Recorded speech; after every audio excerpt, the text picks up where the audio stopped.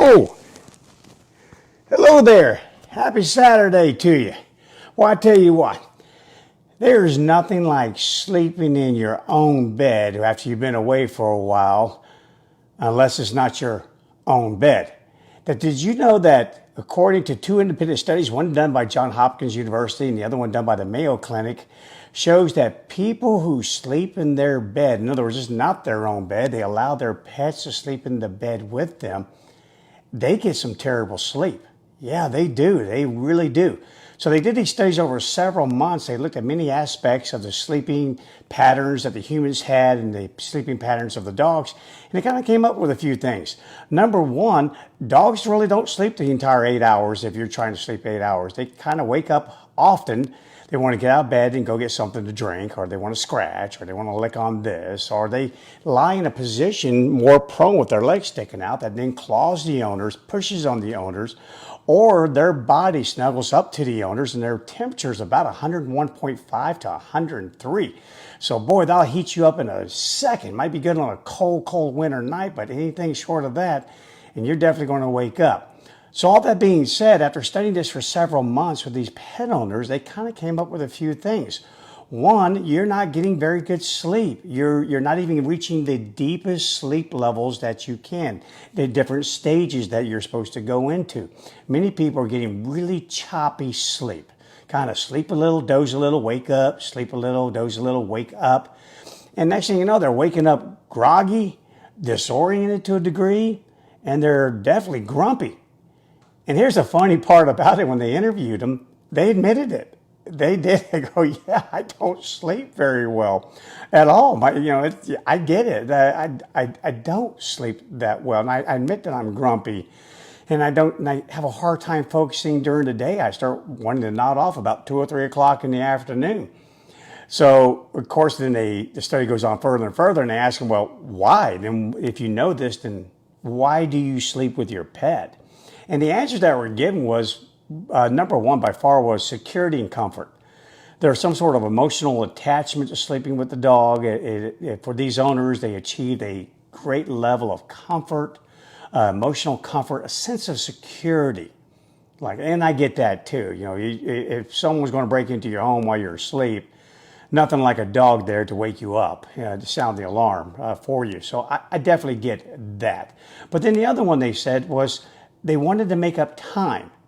They spent so much time at work that when they came home, they were exhausted and they found themselves turning in early, and they felt like they were shortchanging their dog on the time.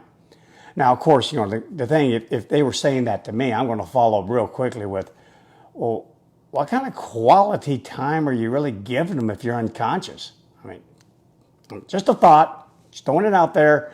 I'm kind of thinking there's some other things I'd rather be doing with my dog than sleeping with my dog. But that's me. Okay, I find quality a little bit differently. And then the last one, and this one is the funniest one of all. A lot of these dog owners simply relented to allowing their dogs to sleep in their bed with them because they said, Uncle, I give. I guess the dogs pitched an ever-loving fit or just bugged them so much, probably going down the hallway with their toenails going click, click, click, click, click down the hallway. That'll personally drive me crazy, just so you know. That will drive me crazy. I'm an extremely light sleeper. So a dog clicking down the hallway, or a dog licking all night long, scratching their ears, getting up and lap, lap, lap, lap, lap, lap, lap on the water.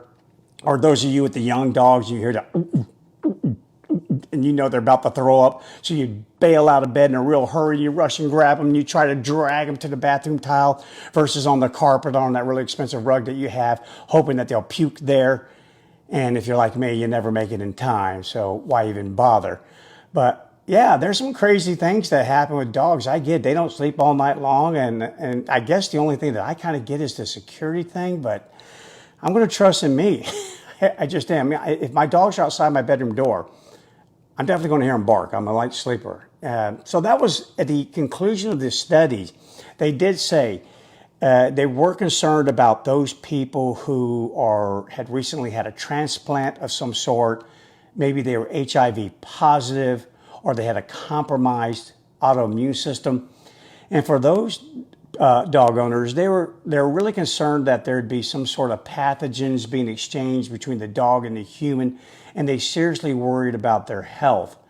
And then, I'm here to tell you, and any other person who knows the field very well, neuroscience, will tell you all day long how important sleep is. It's incredibly important.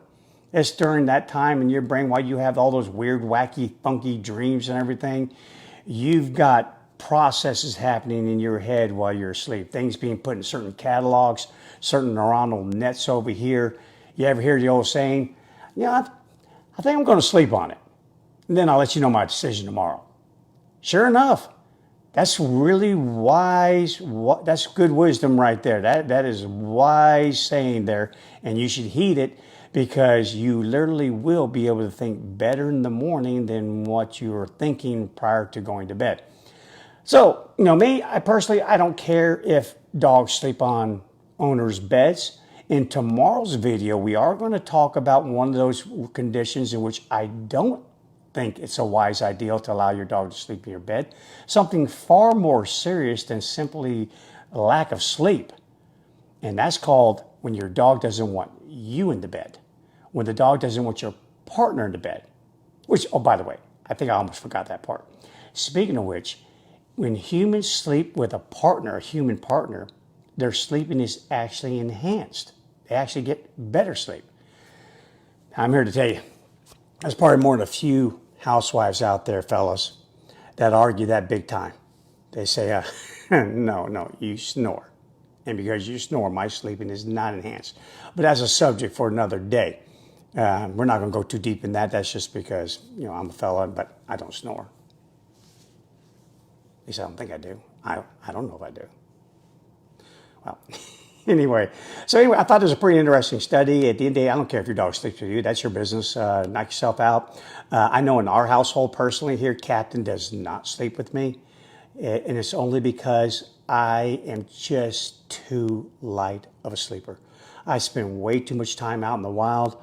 I spend more time than you can count in the military, out in the wild.